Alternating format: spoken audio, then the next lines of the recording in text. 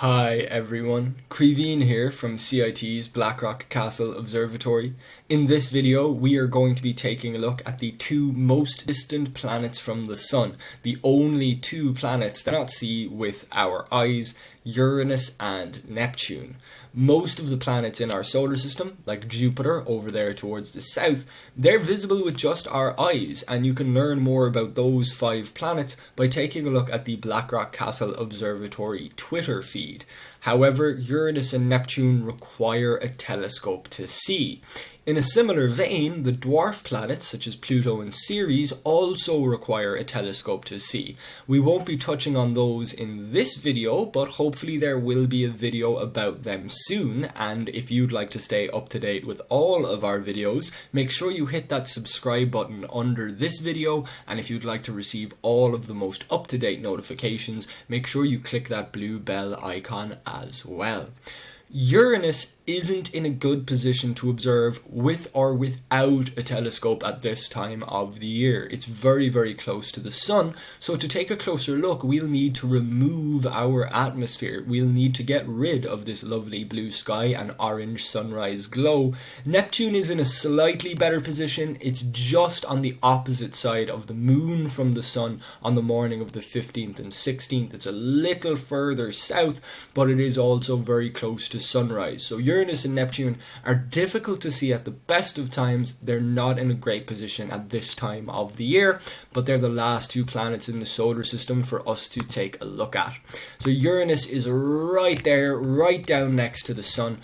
As we get later in the year, Uranus will come up later in the night, but you will still need a telescope to see it. And even a medium telescope, it won't show you more than a little white dot. You need quite a large telescope just to start seeing its moons and its pale bluishy teal color. We're going to take quite a close look here. And images such as this one, we generally get them from satellites that have passed much, much closer to Uranus. The thin gossamer rings that Uranus has, they're almost impossible to see through a telescope. We generally need satellites to see them. We can see here that Saturn has several moons. It's got 24 of them that we've discovered so far, but with Uranus and with Neptune, these are 2 of our least understood planets, and there may be more moons orbiting around them. You may recognize some of these names like Ophelia, Juliet, and Puck.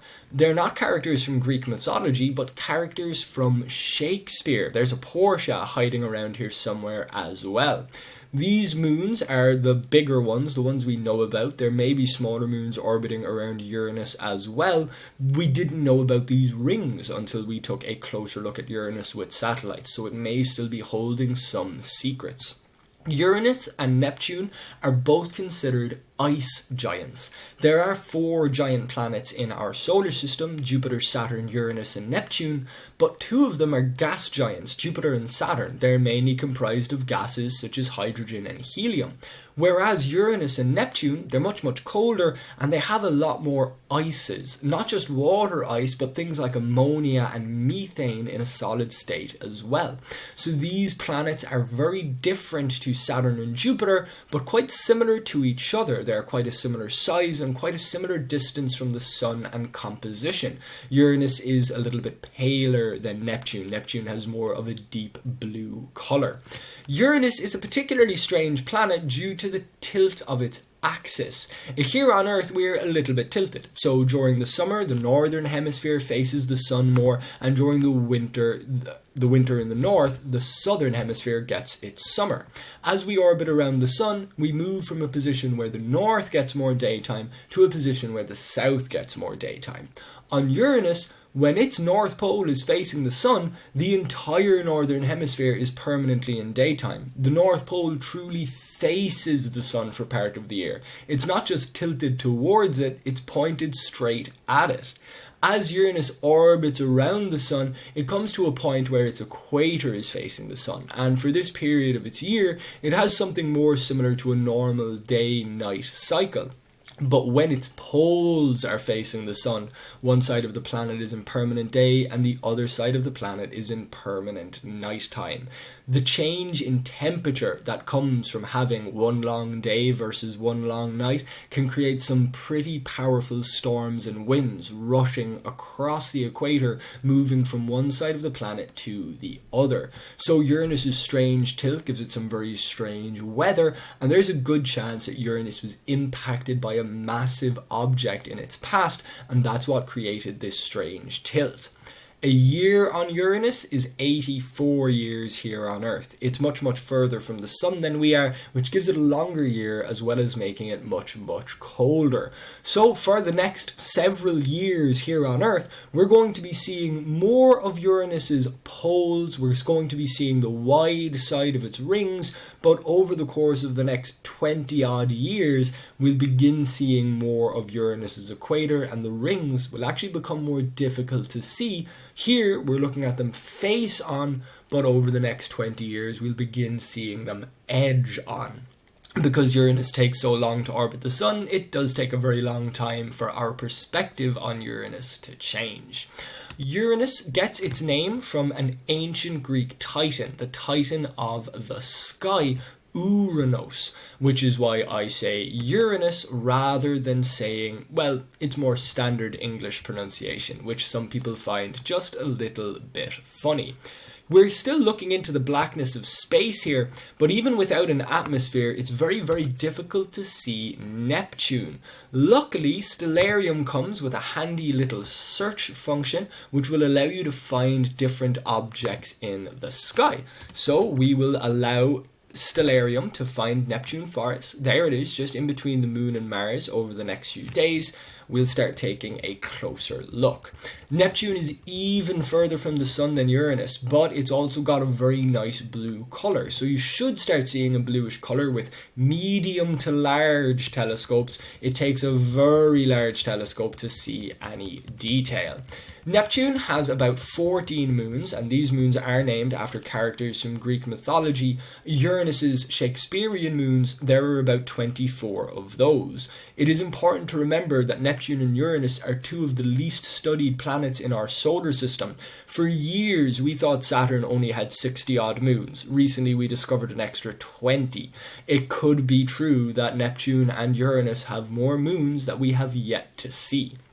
Neptune has a slightly more standard axial tilt than Uranus. Its equator is closer to facing the sun. It's got a more similar tilt to the Earth. So we're seeing its rings here at a little bit more of an angle, similar to how we'd see the rings around Saturn, but they are still very, very thin, very, very gossamer, and that makes them hard to spot.